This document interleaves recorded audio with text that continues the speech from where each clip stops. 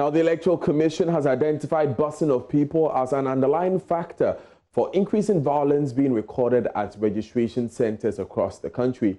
In its latest press briefing, Samuel Tete, who is Deputy Chairman of Operations of the EC, condemned the violent incidents witnessed in Kaswa involving the Special Development Initiatives Minister and called for the prosecution of the culprits.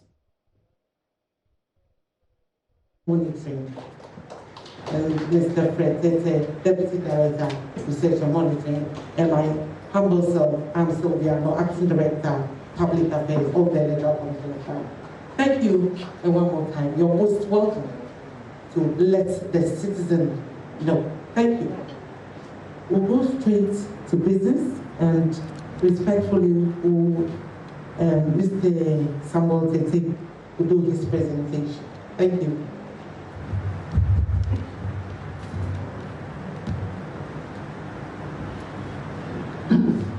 Thank you very much.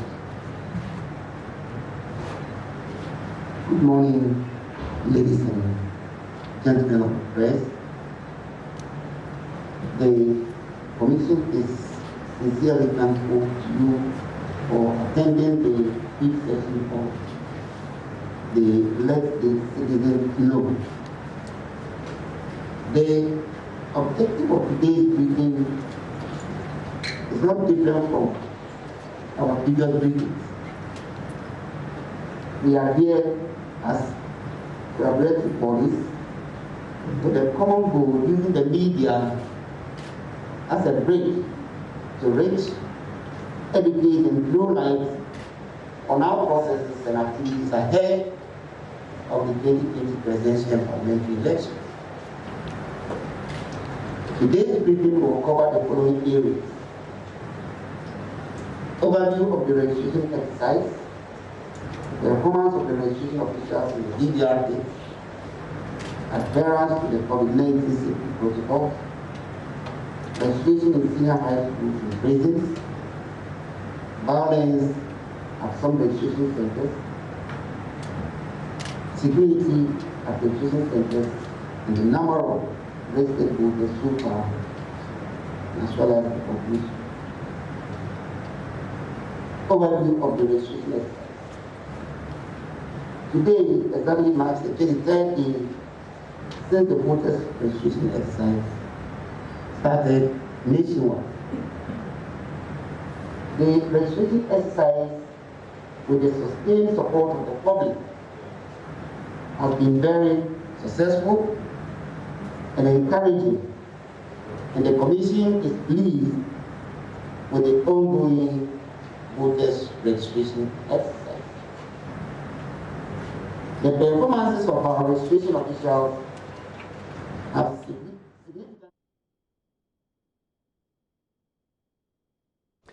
Now, some NDC members in the Sobim constituency are protesting what they say is in position of a parliamentary aspirant for the party in the area. They say Mohammed Murtala Abubakar is not a resident of the area and cannot therefore represent them. Mahmoud Mohammed Nuruddin reports. Chairman, no, Kwame Zu, our regional secretary, and Osman, also a youth organizer. The regional secretary, Kwame Zu, and the youth organizer, Osman, have brought a man called Mohammed Murtala Abubakar to represent us in this constituency. We don't know him. We only heard he willfully lost the contest for NDC constituency chairman in 2008 with just 7 votes. We cannot trust such a person with our constituency.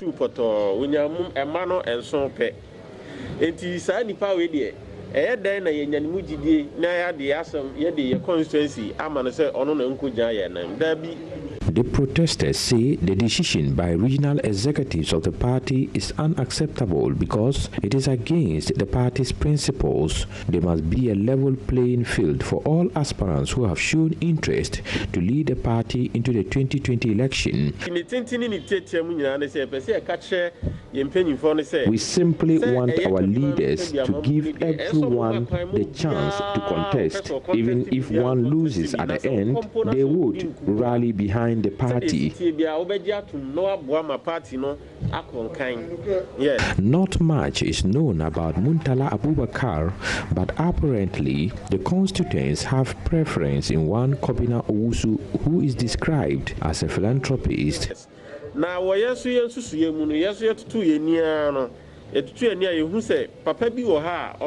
believe Kobina Owusu can help us. He has been in this constituency for long, and he is well known too. Even without being elected to power, he has helped a lot of people to get into the security agencies. Even here at VVIP station, he helped in getting the land for us.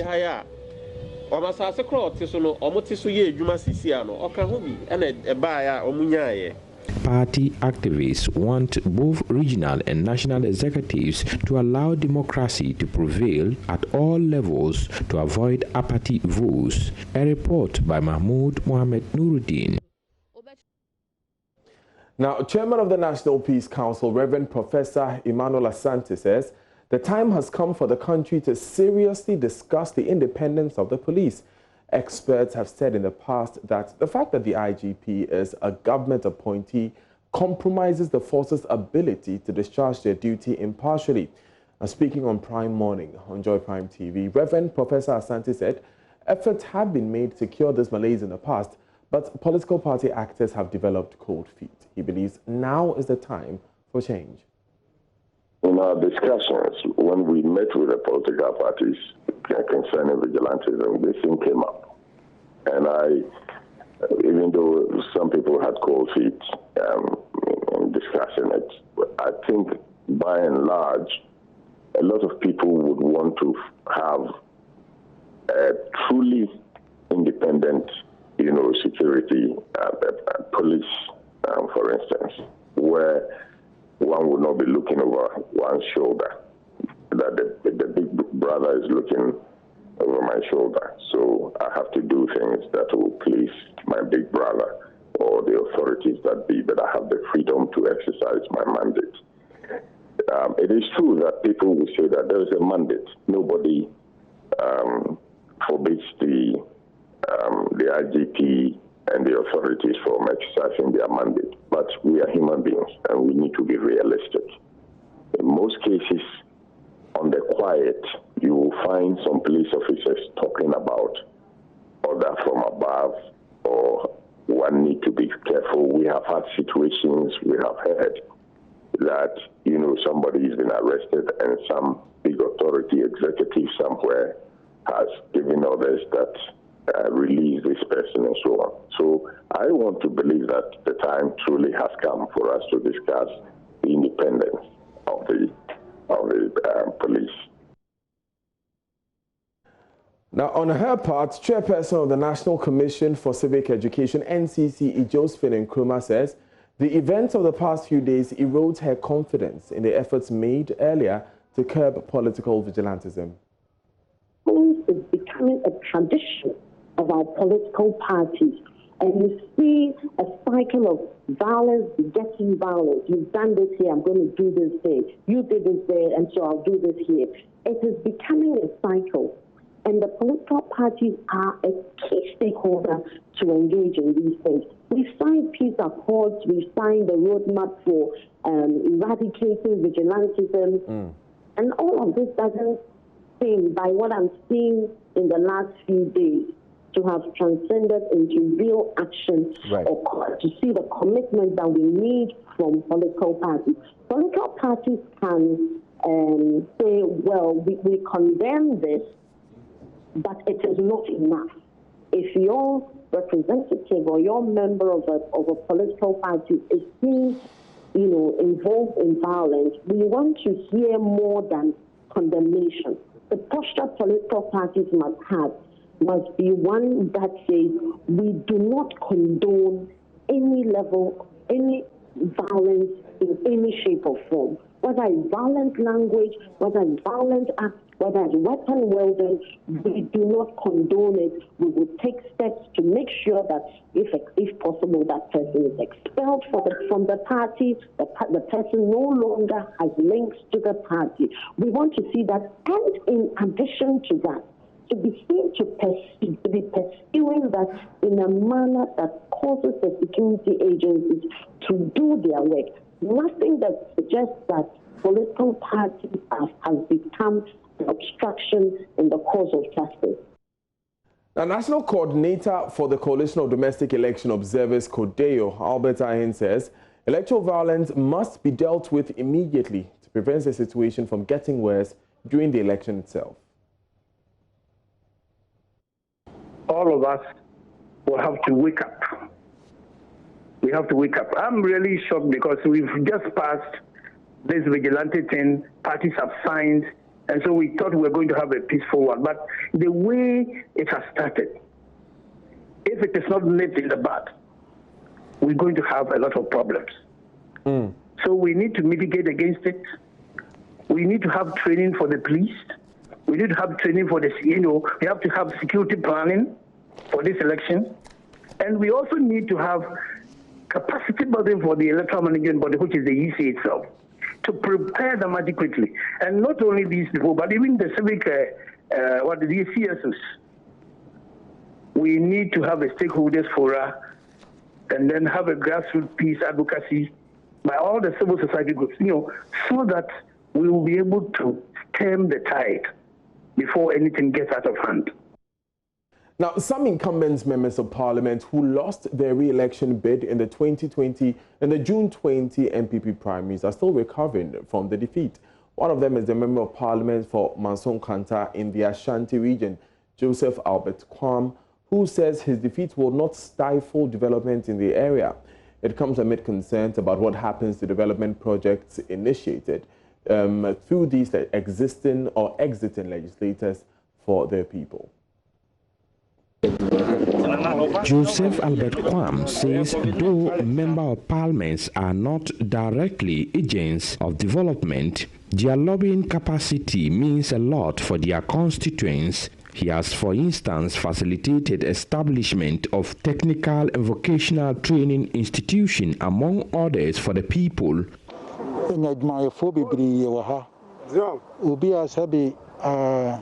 Chief of Party number 2 has handed over 5 acres of land for the establishment of another school.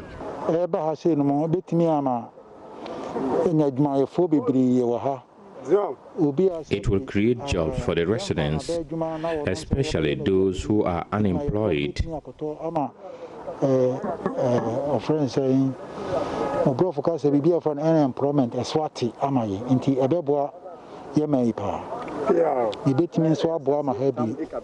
We handed over 5 acres of land for the construction of the technical and vocational school. Everything required is set for the project. 5 laboratories, including one for jewelry making, each with 200 capacity, will be set up at the proposed training school. It's going to be a TVET Center of Excellence. Technical and vocational educational center of excellence. That's what it's going to. We all know that the president's priority now is focused towards vocational and technical training, and this is one of his projects. So they to be situated around the country, and one is going to be located here. Basically, it's going to be a training center where you have we have different types of. For here, we're going to have 5 different labs, trying to cover 5 different areas. And one thing very particular here is that a lot of consideration went into what is pertaining in terms of vocation of the people here, because one of the labs will be a paddy, is going to be a jewelry making machine lab. So all this have been put. It's going to be a state-of-art laboratories that will be put in here to give them the best in terms of they require the equipment that will be needed for them to have a very sound mind on it. The technical and vocational training schools would empower the youth for better and responsible future. It will help us, the youth, a lot, because within our enclaves, we don't have anything as such. So I hope it will bring a lot of development due to some technical and vocational thing that they will do, especially the courses they are going to offer. I think it will enlighten people to be encouraged to learn something, to start up something on their own. I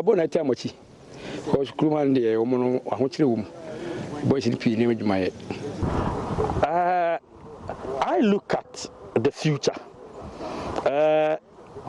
Mr. Kwam says such initiatives will eventually change the face of Manso and Kanta constituency. All what I was doing was to prepare the people to learn this vocation about mining, so that at the end of the day, when they find themselves into the land, they will do proper legal mining, they will do cleaner mining that will not destroy our water bodies, and that of what, creating live pits within our environment.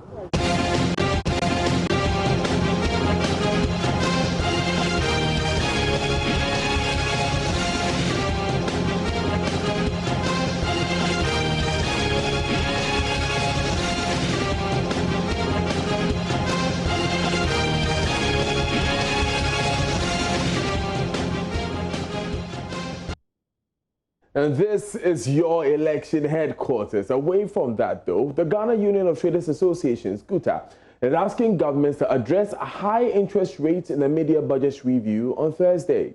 According to the president of Kanta, banks are still charging high rates, although the policy rate has been reduced. Dr. Joseph Obing says a review is crucial if the trading community should survive the COVID-19 pandemic. Government have shown very good intentions by bringing down the benchmark rates, bringing down the reference or the base rate and all that. But then there's no push factor or the pull factor. The banks are still up there.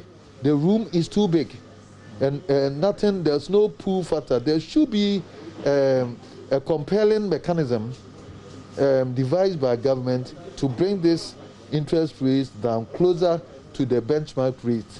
And this is why we are suggesting that government should form something like parallel banks. It is not for any reason that our forefathers created banks like Agric Development Bank, National Investment Bank, and Bank for Housing and Construction. They were all pinpointed to for some strategic reason to help certain industry. So if we are challenged with credit and all that, we should use some of these funds to create something like an alternative source of capital acquisition where we can go and source at an affordable rate. And the media review of the 2020 budget is live on this channel tomorrow at 10 a.m. Coming up in business, though, stabilizing the banking sector from COVID-19 shocks and rising budget deficit set to dominate monetary policy meeting, which begins today.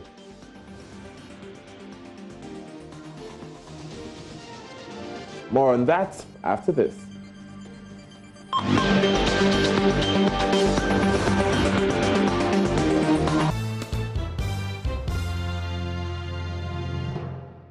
Hi, good afternoon. Welcome to Business. My name is Darryl Kwao. How do you stabilize the banking sector from COVID-19 shocks and contain the impact of a rising deficit on the economy? Well, these are some of the issues that will dominate discussions as the Monetary Policy Committee of the Bank of Ghana begins its regular meeting to review the performance of the economy. George Afe has this review. The Monetary Policy Committee meeting is happening at a time that the banking sector may be exposed to some serious risk because of the impact of COVID-19. One can talk about how this could affect repayment of loans and even the disbursement of new facilities, as well as the cost of credit. Again, the Bank of Ghana recently announced a series of measures to help improve liquidity on the market. The meeting will therefore offer the committee an opportunity to assess these measures and ascertain its effectiveness on the market, and whether the time has come to review them. Second Deputy Governor of the Bank of Ghana, Elsie Adawaji, recently noted that these policy measures are not cast in stone and could be reviewed. It follows concerns that it may lead to inflation rate going up as a result of these measures. We do not take one decision that lasts the whole year. We review it at periodic intervals as and when more information becomes available to us. Let me link this to the question of, are we going to review our inflation? The Monetary Policy Committee must meet, given the data before it and the outlook as it perceives it, it will make a decision. The committee would also be examining the impact of the rising debt stock on the broader economy and how that could affect inflation rate and liquidity in the banking sector.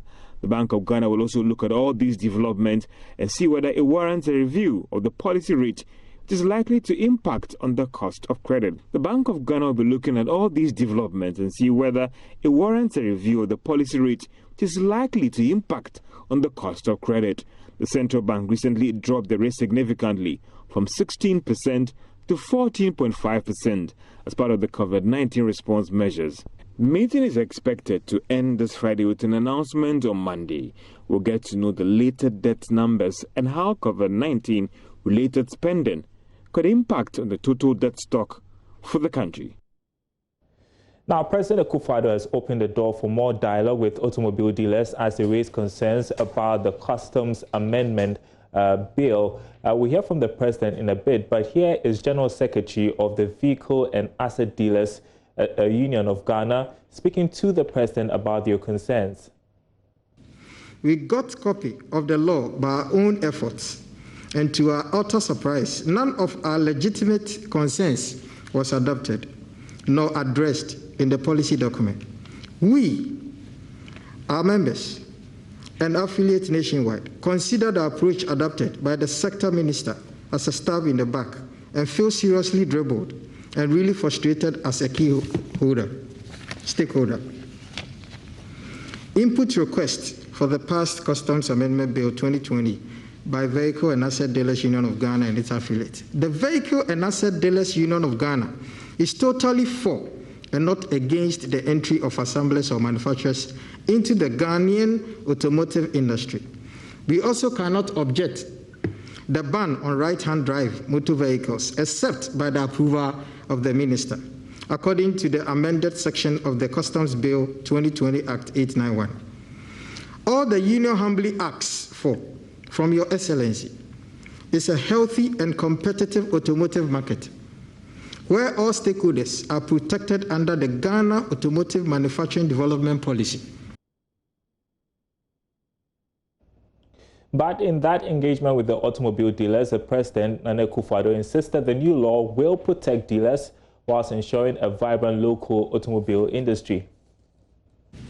All over the world, domestic automobile industries are capable of providing cars for low-income people.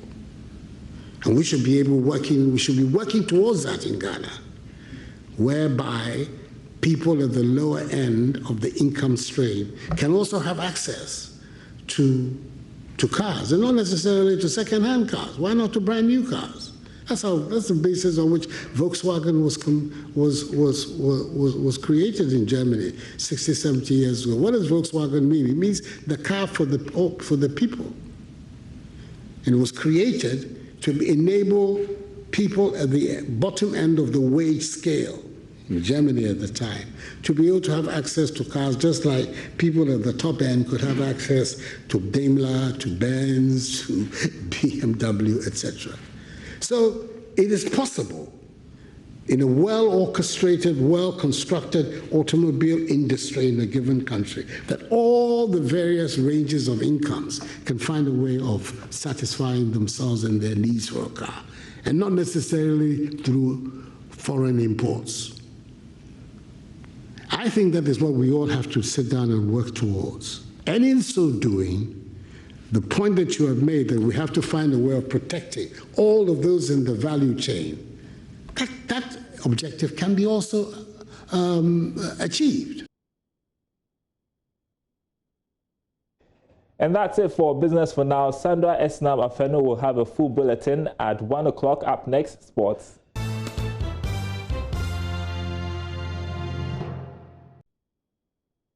More on this subject. Let's do some football now. And the Ghana Football Association has signed a 3-year sponsorship agreement with Macron Ghana. Now, the agreement will see Macron provide match balls for GFA competitions. My colleague Mubarak Haruna was there and has filed this report. The deal was announced earlier today at the Ghana FA Secretariat. The two parties revealed that the agreement is worth 1.6 million cedis and would run until 2023. The Ghana FA president, Kurt Okreku, described the partnership as a game changer and that they would not regret. Story of insufficient footballs reported by our dear clubs for our industry that charts its successes to the usage of these balls is indeed a very sad story. Today, we, together with Macron, have changed this sad story. And we can easily say and boast that this relationship is a game changer for our clubs.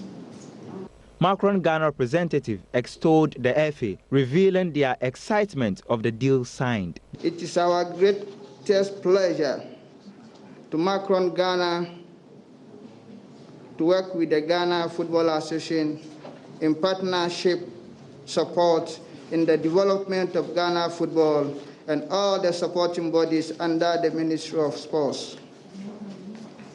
We as a sports apparel producer, we have a lot to offer to the Ghana sports fraternity and West African as a whole.